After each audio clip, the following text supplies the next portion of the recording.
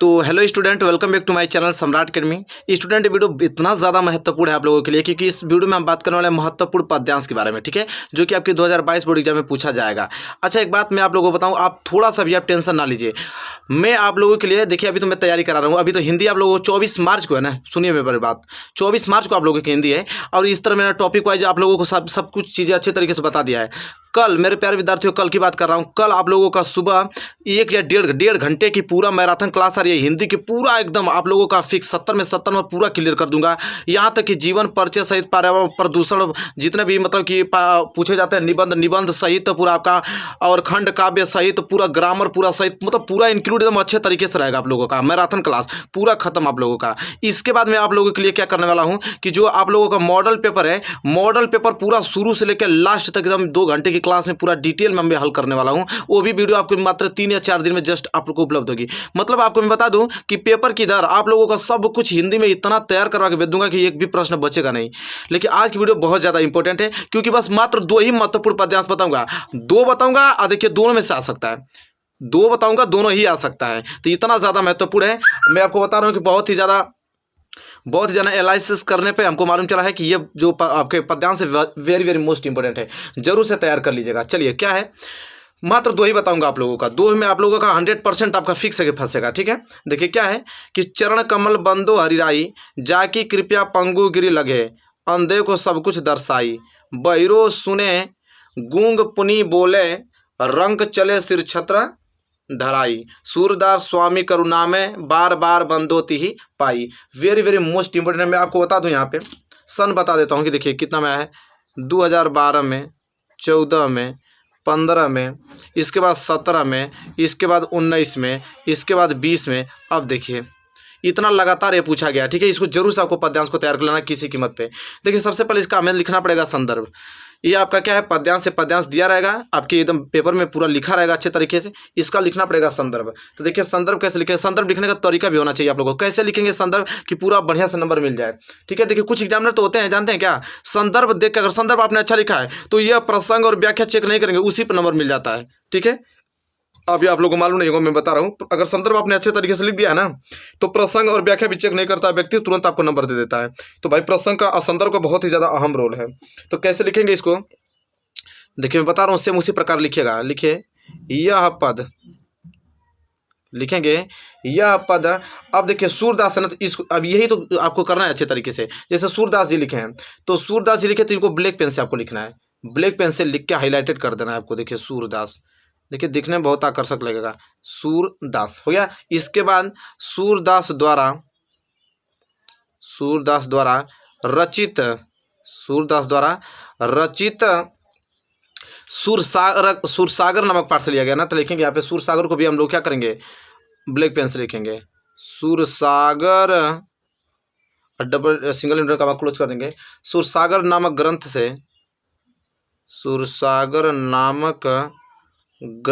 से हमारी पाठ्य पुस्तक, अगर सही लिख देंगे तो पूरा नंबर इससे मिल जाएगा। हमारी पाठ्य पुस्तक हिंदी के, कुछ लोग होते हैं कि जो इस पे चेक, ये नहीं कि पूरा बस इसी पे मिल जाएगा, सभी व्यक्ति सब लोग चेक करते हैं। कुछ लोग ऐसे होते हैं कि अगर आपने अच्छे तरीके से लिखता तो उस पर ही नंबर दे देते हैं। हिंदी के काव्यखंड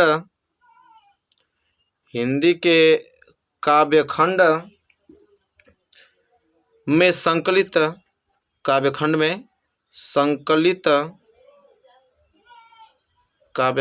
संकलित पद शीर्षक से उद्धृत है। तो पद को भी हमें ब्लैक पेन से ही लिखना है और यहाँ पे सिंगल इंटर से क्लोज कर देना है, पद शीर्षक से उद्धृत है। देखिए इस तरह अगर लिखते हैं आप तो बहुत ही अच्छा नंबर मिलेगा, शीर्षक से उद्धृत हैं। एक भी पॉइंट बचने थोड़ी दूंगा मेरे प्यारे विद्यार्थियों, टेंशन ना लीजिए। पेपर तक जाते जाते मैं सब कुछ इतना अच्छे से आप लोगों को एक्सप्लेन करके समझा के क्लियर, मैराथन क्लास में सब कुछ क्लियर करा दूंगा। देखिए यह पद सूरदास द्वारा रचित सूरसागर नामक ग्रंथ से हमारी पाठ्य हिंदी के काव्यखंड में संकलित पद शीर्षक से उद्धृत है। बस इसी हाईलाइटेड पॉइंट को एग्जामिनर ध्यान देगा और इससे आपका पूरा नंबर मिलने वाला है, ठीक है। तो इसी को ब्लैक पेन से मैं जैसा बता रहा हूँ वैसा ही आपको एग्जाम में लिखना है। चलिए अब देखेंगे प्रसंग। तो देखिए प्रसंग में ऑलरेडी लिखा हूँ कि इस पद में भक्त कवि सूरदास जी ने श्री कृष्ण की महिमा का वर्णन करते हुए उनके चरणों की वंदना की है, ठीक है। देखिए अब व्याख्या देखेंगे क्या क्या उन्होंने कहा है। कह रहा है कि भक्त शिरोमणि सूरदास श्री कृष्ण के कमल रूपी चरणों की वंदना करते हुए कहते हैं कि इन चरणों का प्रभाव बहुत क्या है, व्यापक है। ठीक है, इनकी कृपया हो जाने पर जो लंगड़ा व्यक्ति है वो पर्वतों को क्या करने लगता है, लांघ जाता है, और अंधे व्यक्ति को सब कुछ दिखाई देने लगता है। इन चरणों के अनोखे प्रभाव के कारण 12 व्यक्ति सुनने लगता है और गूंगा पुनः बोलने लगता है। किसी दरिद्र व्यक्ति पर भी अगर श्री कृष्ण के चरणों की कृपया हो जाने पर वह राजा बनकर अपने सिर पर राज छत्र धारण कर लेता है। और सूरदास जी कहते हैं कि ऐसे दयालु प्रभु श्री कृष्ण के चरणों की मैं बार बार क्या करता हूँ, वंदना करता हूँ। देखिए, श्री कृष्ण के चरणों की उन्होंने व्याख्या इस प्रकार किया कि उनके चरणों का अगर प्रभाव पड़ जाए आप पे तो वो लंगड़ा व्यक्ति भी पर्वतों को लांघ जाता है और अंधे व्यक्ति को सब कुछ दिखाई देने लगता है। यहाँ तक कि 12 व्यक्ति को भी सुनाई देने लगता है, गूंगा व्यक्ति भी बोलने लगता है। कोई दरिद्र व्यक्ति अगर उन पे श्री कृष्ण के चरणों का अगर कृपया हो जाए तो वह राजा बनकर अपने सिर पर क्या करेगा, अपने सिर पर राज जो छत्र धारण कर लेता है। वही कह रहे हैं कि सूरदास जी कह रहे हैं कि जो ऐसे दयालु प्रभु श्री कृष्ण के चरणों की मैं बार बार वंदना, उनके चरणों की बार बार वंदना करता हूँ। ठीक है, तो यही आपको व्याख्या में इतना पॉइंट आपको लिख देना है। आई होप याद भी हो गया होगा। आप तो नहीं भी, अगर आपको कोई पूछेगा तो अपने बना के भी आप लिख देंगे। ठीक है, चलिए, सबसे मेन बात है काव्यगत संदर्भ लिखना। ठीक है, कुछ बच्चे क्या करते हैं कि काव्यगत संदर्भ नहीं लिखते। मेरे प्यारे विद्यार्थी बता दूं, नंबर पूरा कट जाएगा, इसलिए कट जाएगा। देखिए, ये जो आप लोगों के मॉडल ही पेपर ना है, देखिए मॉडल पेपर में स्पष्ट रूप से दिया है यहाँ पे कि भिन्न लिखा है कि निम्नलिखित गद्यांशों में से, देखिए तो गद्यांश से पद्यांश का देखिए, निम्नलिखित पद्यांशों में से किसी एक की संदर्भ व्याख्या कीजिए तथा काव्य संदर्भ स्पष्ट कीजिए। देख रहे हैं ना, काव्य संदर्भ बहुत ही ज़्यादा जरूरी है, तो लिखना पड़ता है। काव्य संदर्भ क्या है कि श्री कृष्ण, पहला लिखना है काव्य संदर्भ है कि श्री कृष्ण के चरणों का असीम प्रभाव व्यंजित है, कवि का भक्ति भाव अनुकरणीय है। दूसरा, भाषा में किस भाषा का प्रयोग किया गया है, तो साहित्यिक व्रज भाषा का प्रयोग किया गया है। कौन सा शैली है, तो मुक्तक शैली है। छंद कौन सा आता है, तो गेय पद है। रस इसमें कौन सा यूज हुआ है, तो भक्ति। शब्द शक्ति लक्षणा। गुण कौन सा है, प्रसाद गुण है। अलंकार कौन कौन, तो देखिए चरण कमल में रूपक अलंकार है और पुनरुक्ति प्रकाश तथा अत्यंत अन्यंत्र में आपका अनुप्रास अलंकार है। तो ये आपका काव्यगत संदर्भ बहुत ही ज़्यादा इंपॉर्टेंट, तो लिखना ही आप लोगों को पड़ेगा किसी कीमत पे, और लिखा जाता है तो इसको आपको इग्नोर नहीं करना है, इसको जरूर से आपको लिखना है। जैसा मैं बता रहा हूँ, एक नंबर कट जाएगा तो फिर हमारी कोई दोष नहीं है, मैं आपको बता रहा हूँ हर एक चीज़ आपको डिटेल में, तो इसको लिखना बहुत ही ज़्यादा जरूरी है। काव्यगत संदर्भ को याद कर लीजिएगा। ठीक है, यहाँ तक चीज़ें क्लियर है ना। तो यही आपका पहला पद्यांश यही था। तो देखें ना कितना मोस्ट इंपॉर्टेंट है, वेरी वेरी मोस्ट इंपॉर्टेंट आपका यह पद्यांश है। जरूर से आप इसको तैयार कर लीजिएगा, मेरा बात जरूर मानिए आप लोग। ठीक है, चलिए अब हम दूसरा जो कि बहुत ही ज़्यादा महत्वपूर्ण है उसके हम बात करने वाले हैं। देखिए ये वाला वेरी वेरी मोस्ट इंपॉर्टेंट ये है आप लोगों के लिए। मैं बता दूं कि बहुत बार एग्जाम में हमको लगता है हर साल लगता है कि आता है भाई ये। ठीक है, सुनी सुंदर वैन सुधारस, सनी सयानी है, जानकी जानी भली, तिरछे करी नैन दे सैन, तिन्हें समुझाई, कछु मुस्काई चली, तुलसी तेही अवसर, सो है सबे अवलोकती, लोचन लाहू अली, अनुराग तड़ाग में भानु उदय, बिगसी मनो मंजुल कंज कली। बहुत ही ज़्यादा महत्वपूर्ण है, इसको आपको रट जाना है, समझ रहे हैं। चाहे जितना भी समय लगे इसको तो रट के ही आपको जाना है इस पद्यांश को। ठीक है, अगर अच्छा नंबर लाना चाहते हैं, 6 नंबर का पद्यांश आता है मेरे प्यारे विद्यार्थियों। ठीक है, चलिए संदर्भ, सबसे पहले इसका क्या लिखा जाएगा, संदर्भ। संदर्भ में ऑलरेडी एक बता दिया हूँ, इसके लिए इसमें लिख दिया हूँ ऑलरेडी, बताया हो ना लिखने का तौर तरीका। देखिए प्रस्तुत पद्यांश, देखिए हमने क्या किया है, ब्लैक पेन से किया है कि नहीं, यही चीज़ आपको दिखाना है। प्रस्तुत पद्यांश गोस्वामी तुलसी द्वारा रचित, देखिए कवितावली, तो इसको ब्लैक पेन से लिखना है। कवितावली से हमारी पाठ्य पुस्तक हिंदी, तो इसको भी हमने ब्लैक पेन से लिखा है। हिंदी के काव्य खंड में संकलित वन पथ पर शीर्षक कविता से क्या यह अवतरित है।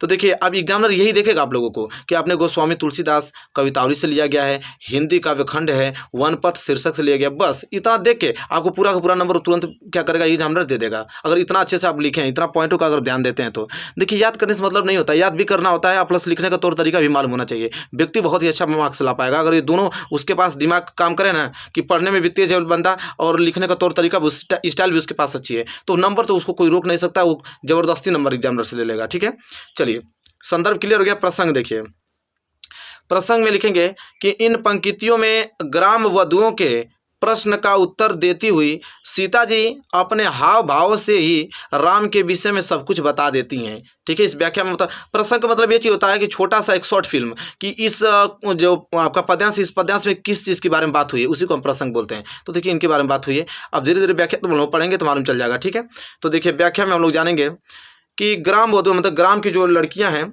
तो ग्राम वधु ने राम के विषय में सीता जी से पूछा। सीता जी से पूछ रही हैं गांव की लड़कियां सब कि ये जो सांवले और सुंदर रूप वाले तुम्हारे क्या लगते हैं। तो ग्राम वधुओं के अमृत जैसे मधुर वचनों को सुनकर जो चतुर सीता जी उनके मनोभाव को समझ गई कि वो मतलब पूछना क्या चाह रही हैं। ठीक है, लड़कियां सब उन लोगों के मनोभाव को समझ गई और सीता जी ने उनके प्रश्न का उत्तर अपनी मुस्कुराहट तथा संकेत भरी दृष्टि से ही दे दिया। मतलब कि वो सीता जी कुछ बोली नहीं, बस उनके उत्तर अपने मुस्कान से ही उन्होंने प्रतीत करके बता दिया और उसकी मुस्कान से ही उनके सहेलियां समझ गई कि हाँ उनके वो क्या लगते होंगे। ठीक है, फिर देखिए वही चीज़ लिखा है कि मुस्कुराहट तथा संकेत भरी दृष्टि से ही दे दिया। उन्हें मुख से कुछ बोलने की आवश्यकता ही नहीं पड़ी। उन्होंने स्त्रियोचित लज्जा के कारण केवल संकेत से ही राम के विषय में यह समझा दिया कि मेरे पति हैं।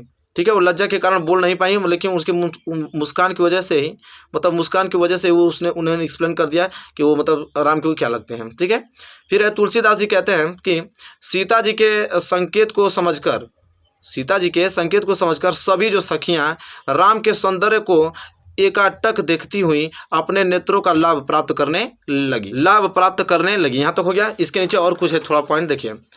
उस समय ऐसा प्रतीत हो रहा था मानो प्रेम के सरोवर में राम रूपी सूर्य का उदय हो गया हो और ग्राम वधुओं के नेत्र रूपी कमल की सुंदर कलियां खिल गई हों। ठीक है, तो ये आप लोगों का व्याख्या, आई होप व्याख्या आप लोगों को क्लियर हो गया होगा अच्छे तरीके से। ठीक है, तो यहाँ तक आप लोगों को व्याख्या में लिख देना उस पद्यांश का, ये सब व्याख्या था। लेकिन मेन बात आप लोगों का काव्यगत सौंदर्य, अगली हेडिंग आप जस्ट नीचे रहेगी काव्यगत सौंदर्य का। और काव्यगत सौंदर्य क्या है, पहला लिखेंगे सीता जी का संकेतपूर्ण उत्तर भारतीय नारी की मर्यादा तथा लब्ध नेत्र निर्माण की भावना के अनुरूप है।